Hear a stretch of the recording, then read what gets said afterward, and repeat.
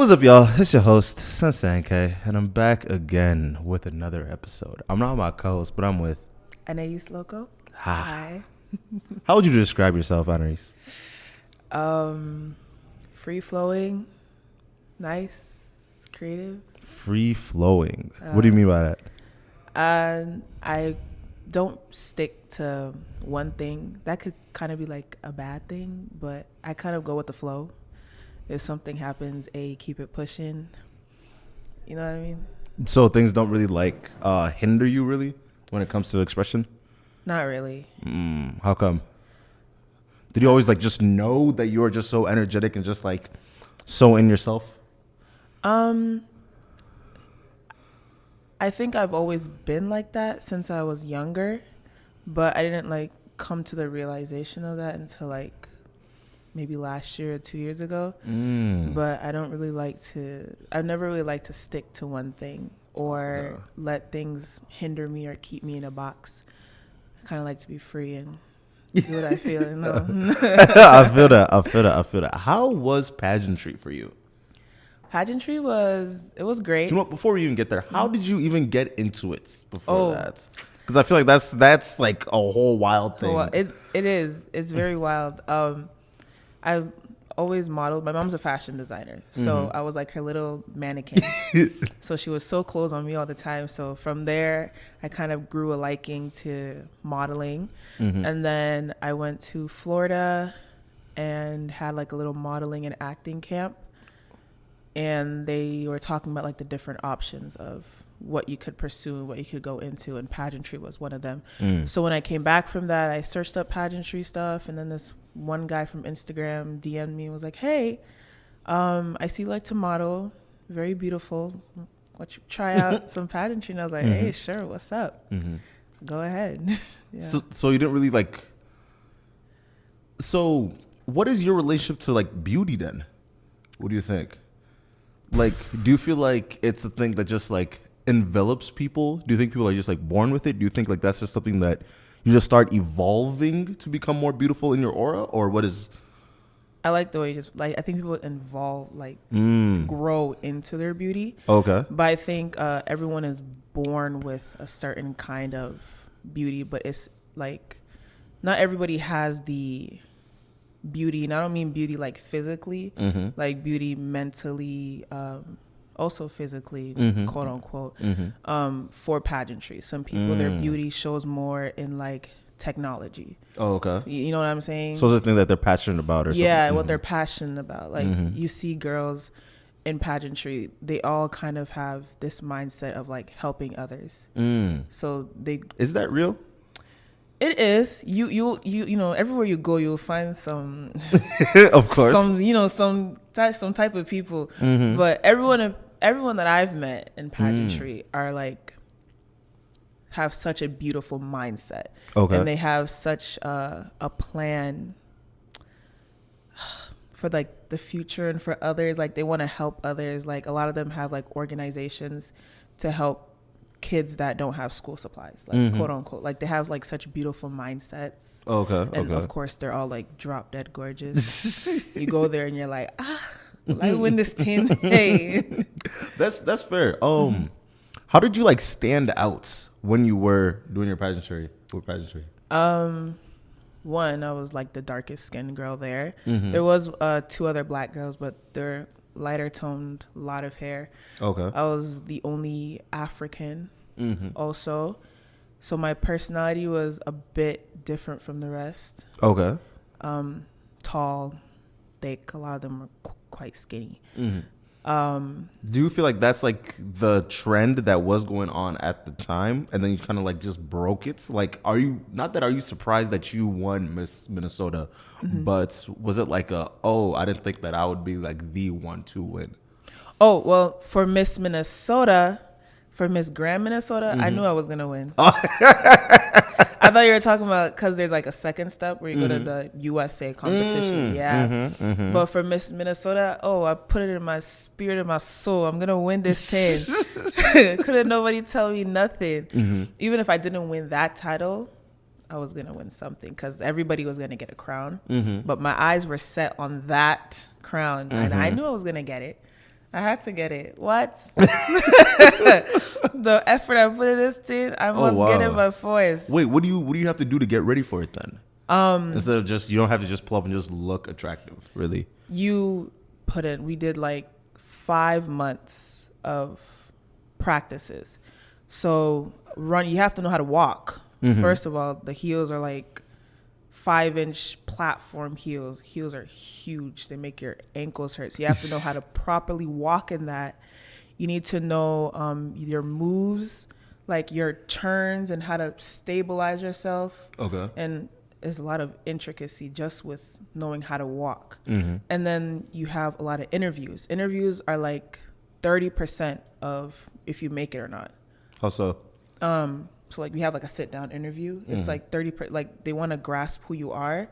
And it's like, let's say it's 100 points. Oh, okay. It's going to be 45 points is all based on how you did in your interview. Oh, wow. So you need to know how to talk well, how to get your ideas across, have good platforms. A platform is like what you believe in.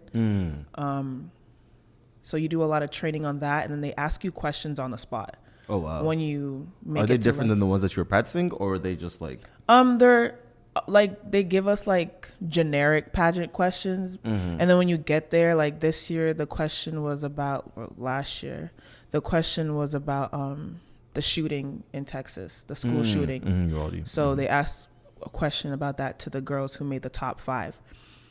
So you need to know how to like have those ideas on those questions on the spot, because they don't tell you the questions beforehand, and sometimes they give different questions to different people. Like my Miss Minnesota, the smaller one, the question they asked me was, what do you think girls can learn from men? How are you going to ask that question to a whole group full of women? What was your answer? I don't even know what I said. I think I said something around the lines of like, it's men usually think with like their head, and women think with emotions, but it's not bad to think with your emotions, but sometimes you need to learn how to level the two out. Oh, okay. It's something around those lines. They liked it, so I was like, hey. It was good enough. It was good enough. So it's things like that, like random questions that you don't even know come out of. Oh, did that make you learn how to like think more on the spot? It helps you a lot with public speaking. Oh, okay. You know, it's helpful for class, for the future. It's good. I like it. Yeah. So have you ever like interacted with people post pageantry where it was like you feel like it affected them wrong, like bad in that sense? I've never met somebody personally, but I do see some people like on the internet. Like on Instagram and things like that, because pageantry, like you said, it is like a lot about beauty and body. So like the big 3 is beauty, body, brains. So some girls, they take it and they run with it. Like if you're not beautiful, if you don't have the body of their standards, then you can't make it in this life. I've seen girls who grew up with that mindset because they've been in pageantry like since they were young. Do you think like were you in pageantry when you were young? Okay. No. So what kept you away from that? Just didn't know about it? Or do you think that you would have done it if you knew about it? One, I didn't know about it, and I don't think I would have done it when I was younger because I was very shy. Oh, okay. Yeah, so. What helped you get over your shyness? Just age or what? My mom. A lot of talking. Okay. A lot of talking. I was a sensitive, shy little girl. So it took a lot of growing, talking, life experiences to kind of get over that little level. Yeah. So a thing that I was gonna ask you about, how do you become attractive as a man or a woman, just from your own perspective? From my perspective, to be attractive is like knowing your own beauty. Okay. Knowing who you are, what you are, how you look, not following what others are saying, how you should look, how you should do things, or what the world is trending about. Like, this is what's beautiful, this is what's not beautiful. Just kind of being true to yourself, and then putting that out there. Because people can tell when you're confident in yourself and when you're not. Like that confidence too is a very big key. Okay. In being attractive to me. If you want to talk like physically, you know what they say, beauty is in the eyes of the beholder. Of course. So it's like two per person, two person. I feel that because of I've been thinking about this recently. So sometimes people like DM me like, hey yo, how do I get girls or things of that nature, right? And one of the things that I've realized is nobody is so ugly that people will not at least find them moderately attractive. That's very true. Because like I feel like the only points where it's like no one finds you attractive is like when you genuinely like there's something objectively wrong, like scientifically. So not scientific.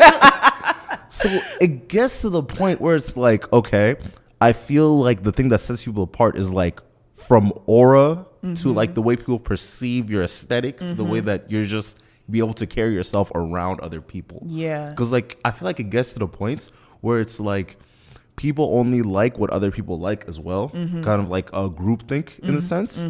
And working from that, you need to be able to understand what is your thing. Yeah. Because like a lot of people are like sexy and a couple people, I don't know, some people are like beautiful. Some people are cute and some people are, just pretty or something like that of that nature, where we tend to miss out on the points where it's like there's something about you that someone can enjoy and need to be able to like lock in on that. You know, I've experienced that so many times. What do you mean? Like I will see like some guy, right? And this guy is not like he's the finest in the world or like he's the most attractive to like, but some type of aura that you like look at the person. It happens to like actually a lot of girls. You know, you just see somebody and they're like, you know what? I see it. I see it. I really do see it. And I want to capture it. I see it. I like that. You know? See, and I feel like this is an interesting thing I've been thinking about recently. I feel like men have been removed from the beauty standards up until like 2015. That's when beauty standards is starting to affect like men. For real. Because of like I was writing like an essay like a while back, and then I looked up beauty standards, and it's literally just women. And then I looked up like beauty standards on YouTube to see like ads and stuff like that, and it's just clearly just towards women. And then I started to really think, like, why is it just doesn't matter for men to be attractive? And then I realized, like, I mean, I feel like society just tells men where it's like, as long as you have money, you're attractive. You're attractive. Very true. So very true. The more that I look on TikTok, I'm like, I feel like it's changing because of TikTok. Because of like, while you're on TikTok, just seeing everybody is just 10 out of 10, 9 out of 10, 8 out of 10 at worst. The 8 out of 10s are the funny people.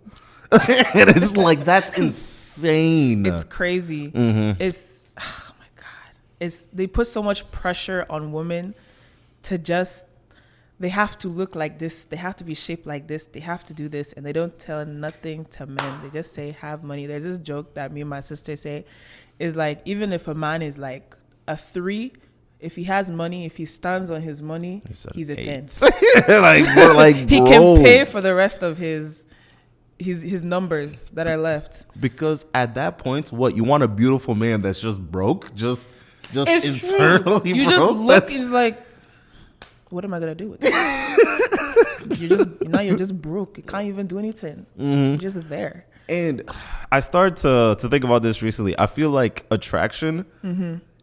It's not that I'm truly obsessed with money per se, but I want to make sure I set my kids up to be attractive. Because one of the things that I've learned is if you have money, you can make yourself attractive. If it's from being able to afford gym memberships, if it's not eating correctly, if it's not going to correct schools, things like that. Even if it's putting them in like areas where the air is just better than another spots. And that will just lead to your kid just being a beautiful child. Yeah. And like, you see what you're saying is like, there's so many different things that like play into attractiveness. It's not just physically looks. Mm-hmm. You can be the most beautiful person in the world, but you have like a shitty attitude. Sorry for like. Oh, enjoy Like yourself. if you have a shitty attitude, you're ugly. Automatically, you're ugly. Mm-hmm. You know, if you don't even have that aura of something that will pull somebody in, Mm-hmm. people are gonna be looking at you like, I mean, they're not all that. They're all right, I guess. They're not all right. They're all right, but they're not all that. Like where you live, the environment you grow up in, your attitude, the way you think towards different things, plays into attractiveness altogether. Have you ever struggled with the idea of beauty, or have you always just been hyper confident? I've always struggled with beauty. Oh, I used to think I was the ugliest thing in the world. How come? I don't know. I think when I was young, I compared myself to others a lot, and I still do a little bit to this day, but it's gotten a lot better. Okay. But I do a lot of comparing myself to others. Like, oh my gosh, look at them. They have this kind of hair. I don't. Look at them. They're doing these kind of things. I'm not. It's just now that I'm in this kind of like selfish era of being like, I'm the shit. Like I need to constantly be telling myself that I'm beautiful, I'm the shit. Nobody can tell me otherwise. Because if somebody comes up to me and tells me I'm ugly, it's gonna ruin my whole day. Really? It used to ruin my whole day, and I'll be upset that whole day. Like I'll be looking at myself in the mirror, like, wow. No, it was bad. It was very bad. It's just now. It's like if you come to me and tell me, like, who are you? That's an insane thing to even say. Are you mad? Are you blind? No, thanks. Are you blind? I literally won. I won. Do you know who? Are you blind? Come on. But you know what? Question: as a black woman, does it seem like they're trying to make you look like something you're not? At times, yes. Even like when I was at pageantry, there was this woman who won like that whole section I was in. Her name is Abina Akwaba, and she's a Ghanaian woman, and she's very, very beautiful woman, like drop dead gorgeous. She has like a lot of 4C hair, very dark skin, like a very nice body and all that. And she was like the first black woman to ever win that specific pageant at Miss Grand. So during my whole competition while I was at Miss Grand USA, they would constantly like compare me to her. Really? Like they would it's like it would make it sound like it was a compliment. Kind of. They'd be like, oh my gosh, it's giving Abina energy. Oh my gosh, what you're wearing today looks like Abina. I'm like, well, I'm not Abina. I'm Annais. Amen. I love Abina. Don't get me ever wrong. It'll never be me versus her. I love her, but it's never me versus her. One, she's like 5 years older than me, probably. She's a grown woman, and she's her own era, her own looks. Like she has her own look. So because she won that, it's like now there's this expectation and this look for all black women that are in that era. Like you'd see some of the girls who participated, they wore their big natural hair out because of her. I could have worn my natural hair out too, but I decided to go in braids because I'm a black woman doesn't mean I need to always have my natural hair out. If I want to wear braids, I'll wear braids. If I want to do weave, I'll do the weave. Period. So one thing that I was thinking about when it comes to like the aesthetic of black women, and so being Nigerian, right? I was looking into what some Nigerians do, and it turns out that we have a skin bleaching problem in all of Nigeria, to the points where it started to like form here. And I was talking to I met a couple people where it's like they bleached their skin, and then I asked them, and I was like, well, I feel like I look better now with my skin bleached. So do you feel like for your own self there's a kind of like a need to like conform yourself to the beauty standards of a whole other race? Because that seems like the idea that the person was like telling me, like to change her looks or anything. She was ugly because of her features were not white features. So she was trying to bleach too. Well, she only thought she was ugly because somebody or what she saw made her believe that was ugly. And that she's not an ugly person altogether, but that small detail that she's accepting that, oh my gosh, because I'm not this skin color, that ideology is very ugly. She doesn't need to do that. She doesn't have to do that. Like that bleaching thing is a very big problem. And that's only because whites have input this idea into the black race that if you're not lighter skinned, if you're not us, then you are not worthy enough of anything, which is not true at all.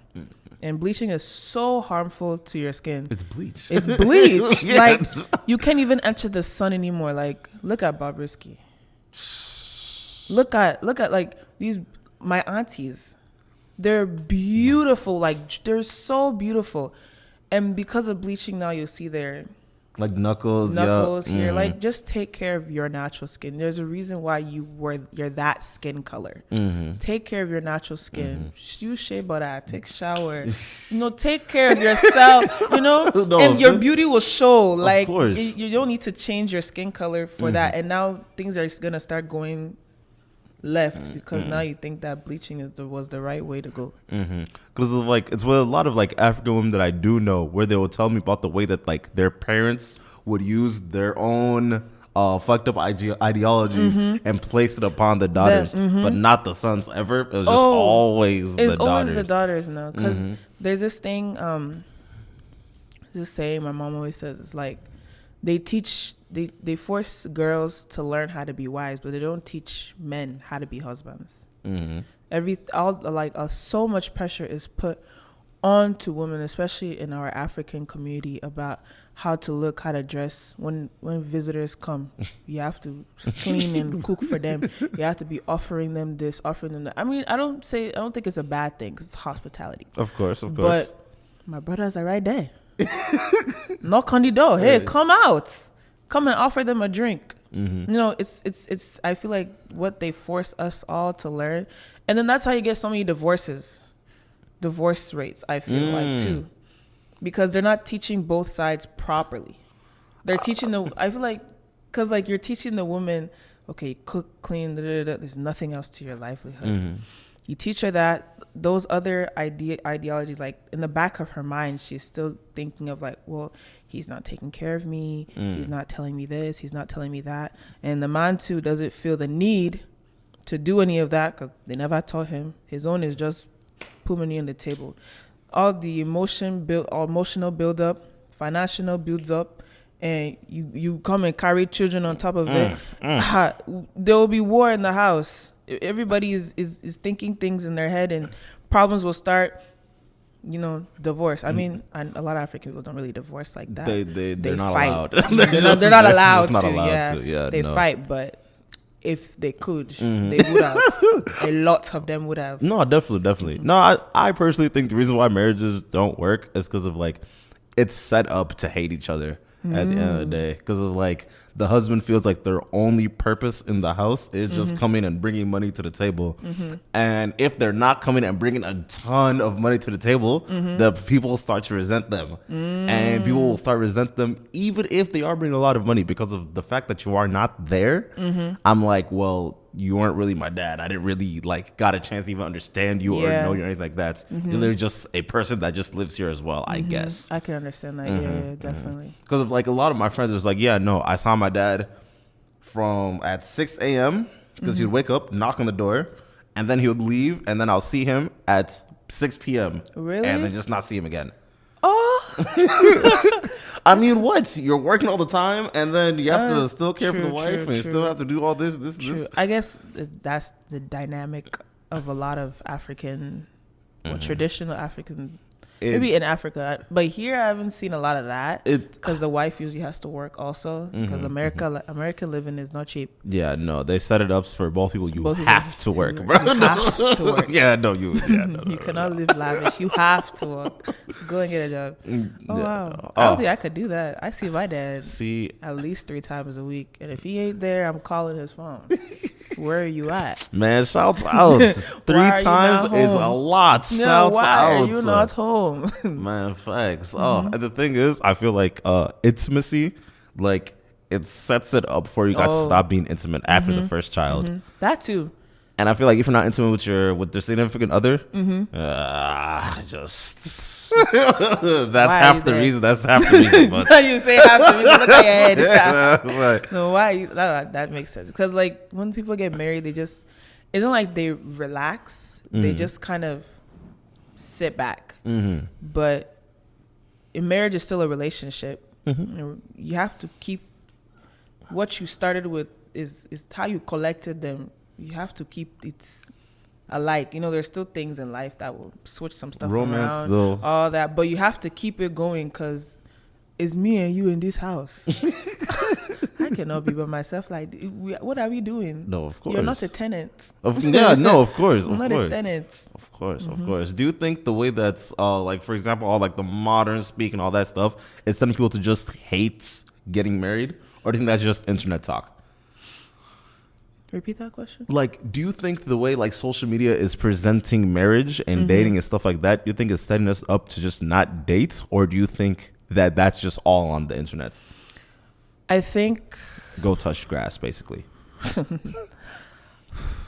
I do think it's really setting us up to not hate to hate marriage in general, or to hate the way relationships and all that is, because the people online, they're gonna be telling you that marriage is trash, doing this and doing all that. Like, they're gonna be telling you all the negatives, but you'll see them, they're still married with 3 kids, happily ever after. And now you're sitting here because you finished collecting all the stuff that they said. You sit down, you're like, well, not me too. I don't want to get married. I hate marriage too now because of what they said. They'll take that, they'll carry it to their friends. Their friends will believe that too. It's like, it is like a setup. Like, people are not serious anymore, honestly. Wait, what do you mean? To sum it all up, people are not serious anymore. People believe too much what's on the internet and what's online. Like, it's online. It's the internet. I feel like, because how I've been raised, from the beginning, they always said the internet is going to be the internet. People are going to be people. So you take everything with a grain of salt. I feel like people don't have that thinking at all anymore. They just take whatever they see, take it and put it in their heart, and they run with it for life instead of dissecting it and saying if it's good or bad. Not even for everybody. For me personally, is this good or bad? Is this going to affect my life positively or negatively? Should I go this way or should I not? I feel that. See, I've always grown up with the idea that everyone's just trying to lie to me when it comes to that phone. Now you are liars. No, facts. Oh my God. Like, I saw this one person, she posted a TikTok where it was like, if he doesn't have a kid, that's a red flag. As in, like, when you're like older. That's a reach. That's a reach. I feel like it's creating such unrealistic standards of like the way life should be. Yeah. Like, personally, I don't think I could have like having a child that you don't want. Sounds like the most insane thing ever. Extreme. It's very mad, actually. It's not mentally. No, facts. Do you think that's okay. Do you know what red pill is, right? What? Red pill, blue pill, all that like manosphere contents that people are making. No, I don't. There's no way you have not seen any of that. I don't think. Wow, you're just a lucky individual. I don't pay attention. You're a lucky individual. I just don't pay attention. That's my thing. Basically, it's just men and women just bashing each other. That's all it is. Is this what we're doing nowadays? Endless amounts of content. That's just all it is, right? Oh, wow. And my whole thing is, I feel like so many young men are just taking in bad advice. Extremely bad advice. Look at that thing. That one that they born. Andrew Tate. That stupid person. Oh, God forgive me. Oh, my God. He's not stupid. He's just in need of... He's so something else. But, like, it's stuff like that you see that I'm talking about. Andrew Tate, even though all his advice is bad, there must be a reason why he thinks that way. But it's not for you to come and carry. You know what I mean? Yeah. You didn't. It's not your business. He's online. He's saying all this stuff. You can watch it for entertainment. You can take it agree with some, disagree with some. But you're taking the way he runs his life, you're taking it and moving with it. You and Andrew Tate are two different people. What's your business with all that? Why do you hate women when you have a mom and 3 sisters? Why do you hate women for it? Maybe he doesn't have a mom or sisters. See, the craziest part is he doesn't even hate women. There's the people the people that take in his content. They're the ones who hate women. They comprehend it. So you know what? Maybe I should hate women. I think that's just you see what I mean, right? So oh my God. Of course. What are you passionate about? I'm passionate about just living life, man. You're not a slave to the capitalism? No, definitely not. Mm-hmm. Well, maybe unintentionally. But passionate. I'm passionate about passion. I don't know. Really? My end goal in life is to live a peaceful, happy, comfortable life. So I guess I'm passionate with whatever that end goal, how I'm passionate about that. But if it's like a specific thing, like a career or something like that, I don't think I have like that big of a passion or drive. But maybe the biggest thing is like children. I love working with children. They're like my heart and soul. I guess that would be my passion. Really? Working with children. Why do you like children? Because children are they're so blunt. Okay. They will tell it to you straight up. And I grew up in a community. I grew up with a lot of kids around me because my mom was like kind of like a nanny kind of thing. And children have always gravitated to me. I just love seeing the different personalities in children from when they were young. Because I feel like as they grow up, they start to strip them of who they are. And it's kind of, as you grow, they kind of strip you of who you are. Okay. How come? What do you mean by that? Let's say as a child, you were just like, let's say, for example, there's this girl I know at the church I used to go to. And she's just a blunt talker. She's not rude or anything, but she's just blunt. And I mean, that's just the little girl. She's a blunt person. Maybe that bluntness, that's how God made her, to be blunt. It's not like she's cussing you, she's being rude to you. But they will start to like tell her that, oh, you're not a good girl because you're rude and you're blunt. You can't be talking like that. You can't be doing like that. So she starts to keep her mouth shut. Now she can't talk. And now what if in her future, her job is to be blunt like a lawyer or a judge? They're very blunt, straight up people. What if that's her future there? You just cut it short. You just cut it short. Maybe that's how she just moves in life. Like they want to strip people of their personalities so much for everybody to be the same when everybody is different. And I just try to preserve that in like all the kids I meet, that this is who you are. So it's like when I'm babysitting, like one of the little girls, she loves really girly things.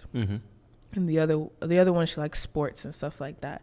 But her mom would always tell her that, oh, that sport kind of stuff is all for men, it's for boys. I'm like, we're in 2022. Maybe she's a basketball player that's going to bring you a mansion. Now you want to be telling her that sports is not good, that's for men. When you grow up, you'll be a this. Don't ever do that. It's just like kids be kids kind of thing, I guess, because that's how I grew up. And just seeing that all these other kids are just being stripped of letting children be children kind of saddens me a little bit. So I just always gravitate to children just to make sure that children are children. No. Honestly, I want, when I have kids, I want to have girls just so I can make sure that they aren't getting like just shunned like that. Yeah. Because I feel like that's literally only happens to women in African households. And oh yeah, and I thank the Lord every day that my household is not a typical African household. I don't know where my mom and dad came from, and they're African, but it's not from the parts of Africa that everybody else just the everybody else is from, the misogynistic points of view. Because my mom was totally against that because my dad helps in the kitchen, and I tell my friends that, and they're like, that's crazy, that's mad. Why is your dad helping in the kitchen? I'm like, you don't expect my mom to go and cook the fufu, do you? That's a man's job. You go and pound it, not me. I don't have the arm strength. I don't have the arm strength. If he's there, I mean, why can't he help? But it's very true in African households. They'll just strip the daughters to all fit in like one kind of mold, instead of letting them be who they are. And I don't know. It's kind of hard to put into words a little bit, but that's kind of like the reason why I always push back when people are like, well, this is just personality of like women or this personality of men, where it's like, I mean, I feel like removing the effects of a society from a person, it's kind of short-sighted when you're trying to understand what's going on in their own head and why they're doing those things. Yeah, because like you're saying, she could just been a judge, but now that since you're just demeaning her for just speaking her mind, now that's just not what she does. And I feel like that like transitions into like things like when people say like men are just better at math and science. Where it's like, maybe are you sure that you're not just showing them more love when they're doing math and science? Thank you. And I feel like it goes hand to hand. Shutting down all the other ones, like because they don't even expect them to go to school in some households. Just get married and sit down. What kind of life is that? What do you mean? Huh? What do you mean? What? By what? Oh, like it's not. You don't think that's like an enjoyable life for yourself? I mean, if that's for you, you go ahead, sweetheart. If that's what you want, if that's what you truly want, I have no problem with it. But for me, I should just go and sit down and do what? I should prepare my whole life just for that. Please. Please. You know what? I don't even blame you. What are some of the biggest lessons you've learned in 2022? 2022. Well, 2022 is a big self-learning thing. Self-learning year. I learned a lot about myself and the kind of person I am. Also learned about friendships. They're not by force. What do you mean by that? Like, friendship is not by force. Like, what was it that like ticked you off to show you that the people that you're around weren't what you're supposed to be doing? So I was a big people pleaser, and in that people pleasing, it would cause self-harm. So all these friends that like you're pleasing constantly, you're doing things for them, and they're not doing the same for you. It hurts, you know. You're like, very one-sided. It's very one-sided friendship. Yeah. And it's not by force to have plenty of friends to be moving in life. You know what I mean? It's like if you have one or two good friends, you're okay. You're all good. Why do you think that's so hard for people to really instill and understand? I feel like because popularity is such a big thing. Like, to be popular, to be known, especially like being an influencer and stuff like that, like to be known, just to be known in the world, for everybody to know who you are. Everybody wants everyone's eyes on them. Like, if I'm walking on the road now, you see me, oh my gosh, Annais, oh my gosh this, oh my gosh, I know you. I feel like it just makes some people feel better, and it all boils down to like your self-confidence. And if you're confident in like who you are and what you are, then you don't really need the like validation of others. That's what it is. Like, having validation from others. And I think that's why was led to learn that, because I needed I always craved a lot of validation from other people before. That's why I kept a lot of friends. But like, especially during like COVID, you don't talk to anybody. It's just you and yourself at home. Did you tend to like, were you more introspective during COVID? Definitely. How so? Cause I kind of cut myself off from everybody. Why did you do that? I didn't like cut everybody off, but like it just happened. It just happened to be like that. You know, it was just me and my household, and we just ended up spending more like family time and stuff together, and then just kind of led to, hey, it's us, this family against the world. Do you have a lot of like siblings then? I have 3 siblings. Oh wow! Why did you have to think? Why did you have to think to like remember your siblings? Because I'm like, wait, how many is there again? You know what? I don't even blame you. Yeah, you don't blame me. Yeah, no, I don't blame you. Sometimes you have to think twice. I'm like, wait. No, of course. Because one of them, he likes to act like he just doesn't exist. No, he likes to act like he's the father of the house. So sometimes you have to think like, is this one my sibling, or is he trying to act like my dad? No, I feel that. I feel that. Mm-hmm. As you were going through COVID, did you feel like the growth that you were doing was more forced than needed to, or do you think that because of like a lot of people there's a lot of people that were searching up ego death, where it's basically like you lose who you are and you get reborn again. Mm-hmm.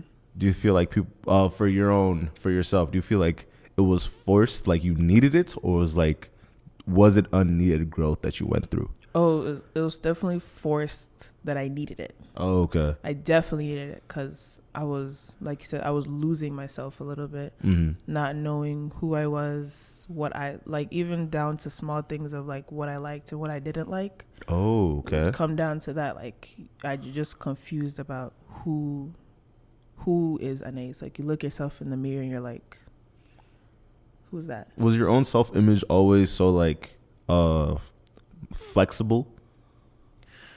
I don't explain that. Okay. What I mean by like a flexible personality, I feel like a lot of people mirror what other people want when it comes to when they curate their own personality and aesthetic, to the point where it's like what they like is not what they like, is what everyone else likes. Yeah. Okay. Yeah, definitely. It's kind of like a pleaser kind of thing. Like she likes to go out a lot. I'll do that. That's the kind of person I am. Oh yeah, definitely. Before I used to think that I was like a outside person. I like to go outside, party, be out until like 9 a.m. But that was only because my friend was a very big party girl. And when COVID came around, I sat myself down. I really was listened to myself. And I started going out a little bit with my sister. We went to a concert, like the WizKid concert. That's when I found out that I don't like going outside. Did you kind of hate your friend for it? No, not at all. Oh, okay. I didn't hate her for it because it's on me. You should have known that. I should have. Yeah, it's on me. I mean, it was just a learning curve. It was just a learning lesson. I don't blame her at all for it. Of course. I mean, I would blame her if I told her and she still wanted to force me. But I don't blame her for it at all. Yeah. Did you enjoy the WizKid concert, or were you like, nah, this shit is ass? I enjoyed it until it was like when WizKid came out. You didn't like when the artist came? I liked when the artist was out. I liked WizKid's performing itself, but everybody was touching me, and it was so enclosed and tight. And then it was starting to get late. It was like 11. I'm like, why are we still outside? Why is your sweat my sweat? Yeah. Why are we still outside at 11 p.m.? That's a little early. Like, it's like with all these people. Like, if I was like at a small randoms, yeah. Like, if I was like a get together with like people that I'm really cool with, or it's like a cool little vibe, even if it's like a small party or something like that, but it's not too rowdy. Maximum I can sell until like 12:30 or 1 p.m. 12:30. That's a push for me. Even with the people I like, that's a push for me. Wow. I'm still outside at 1:30. I'm hearing birds chirping. I should be in my bed. That's insane. I don't really like being outside. I'm a morning person though. If you want to go somewhere at like 6 a.m., I got you. Oh, you like going on hikes? That's your vibe. You're a hike girl. Okay, go to a beach. Is that better? Yeah, okay. I can do that. If anyone wants to go to the beach at like 6 in the morning, watch the sunrise thing. Sure, yeah, definitely. I can do 6 a.m. We want to go for breakfast? Let's go. But we're outside. Dark is here. Mm. Street lights are on. Police are roaming. I feel it. Why am I outside? Home. I should be home on my iPad. But before we wrap this up, how did you like powerlifting? How do you know I powerlifting? What are you? Hey, but how did you even get into that? How do you know I powerlifted? Hey, it's a team effort. It's a team you did effort. research, didn't you? It's a team effort. Powerlifting was great. It was, mostly a man-dominated sport. Mm-hmm. There was only, I think, 3 or 4 of us girls on the team, and I got 3rd place in the state. So pretty strong. It was great. I loved it. I recommend every girl to do it, even if you don't think you're strong or anything. I think it's a great sport. Very chill. But if you're very serious about it, you have to body lift and all that. I just kind of did it because I was also a thrower in high school. Mm-hmm. And my coach told me that it would be a nice opportunity. Very nice. Honestly, for my homegirls that want to get in shape, they're like, oh, I want to hit the gym. I want to get a fatter ass. Da-da-da. I'm like, please just stop walking on the treadmill. Go lift. What's your problem with treadmills? Because the thing that blows me is literally just go and just do cardio all day. And I'm like, how are you going to get swole doing cardio? Yeah, that's literally the opposite. Yeah, you won't get swole getting cardio if you're trying to actually build. I go to the gym with my sister because my sister is more of a gym rat than me. Oh wow. Yeah, I'm strong for nothing. I just have the meat and the strength for nothing. But my sister is more of the gym rat kind of girl, and that's I definitely see results. If you're trying to go to the gym, don't go there for you specifically only want to build this. I think it's better if you just go there in search of a healthy lifestyle for the first year or 2, and then as you continue to go to the gym, you can be like, okay, I want to focus on bulking up my arms or becoming more lean. And then food also is a very big thing, man. When you're working out, having a proper meal plan. I should take this advice myself. No, you're just like me, bro. Having a proper meal plan. Yeah. But all right, y'all, we've got to that stage of Wish I Had a Sensei, where the guest goes and gives some advice that they wish that they had when they were younger, advice for them now, or advice for them in the future. Take it away. Advice for I would have given myself when I was younger. The advice I would have given to my younger self would definitely be love and believe in yourself. You're not so